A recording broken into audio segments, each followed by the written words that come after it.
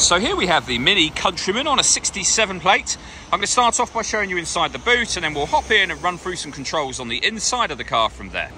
As we approach the back of the car, you can see we have reversing sensors, plenty of boot space as well, along with the 3 individually folding rear seats. This tray section will also lift and fold, and you can remove that to reveal even more boot space again. Okay, now that we're inside the car, we're going to start with the dials. Over on the left-hand side, we have the rev counter, speedometer in the middle, and the fuel gauge on the right-hand side. Also in the middle, you can see the total miles of this car. They are 20,179. You can change the information displayed above that by pressing a button on the end of the indicator stalk for various bits of trip computer, fuel economy information, or that digital readout for the speedometer you see being shown now. If we back out to the steering wheel, on the left-hand side, we have cruise control and speed limiter. We have stereo and phone controls on the right-hand side. Just behind the steering wheel, the minus and plus paddles are so that you can change gear manually with the automatic gearbox that's fitted to this car. Over in the center, we then have the touchscreen. So up on here, you can access, amongst other things, your satellite navigation. Very easy system to use. We have done a video showing how you use this system, which you can find on our website and also on our YouTube channel as well. Although it is touchscreen, you can move around within the screen using this dial and the collection of buttons that surround it. So you can access your sat nav, for example, from up here, your radio, you can go back to the main menu, or the dial does everything. So, for example, you can rotate it to any of these options. If you want to listen to the radio, press the button down.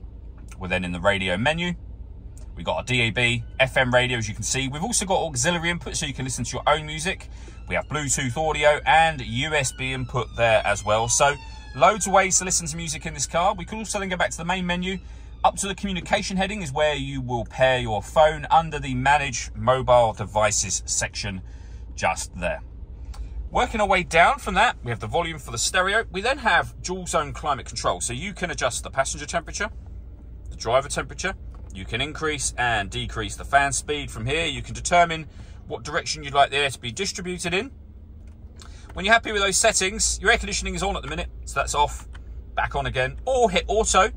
In doing so, the car will take control of the fan speed and the direction of the air to maintain those temperatures for you. Press the auto button again to override that. We've got a heated driver's seat with 3 different heat settings, and the same for the passenger side over there. And then beneath that, we've got controls for, firstly, changing the driving setup of the car.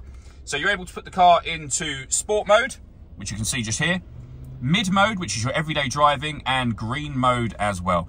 Every change of mode will also be highlighted by a change of color within that section just there, as you can see. We can turn our traction control on and off. This button starts and stops the engine, so when you want to get in the car and go somewhere, or when you want to get out the car and leave. And this one turns off the stop and start, which is a different thing altogether. So this car is designed to cut out when it's stationary in traffic, which will save you fuel. That system is turned off when that light shows at the end of the button, as it does now. We have our auxiliary, USB inputs, and a 12-volt charging socket just there. And then the gear lever for the fully automatic gearbox. The last thing I wanted to mention are the twin sunroofs. We have sun blinds that will open manually, both rear and front. You can leave it like that, and obviously it will let in a lot of extra light, or this front one will open as a full sliding sunroof should you wish to do that. All that leaves me to say is thank you for taking the time to watch this video. If you'd like to come and see the car in person and have a test drive, please feel free to call either of our MJA sites. We'd love to hear from you soon.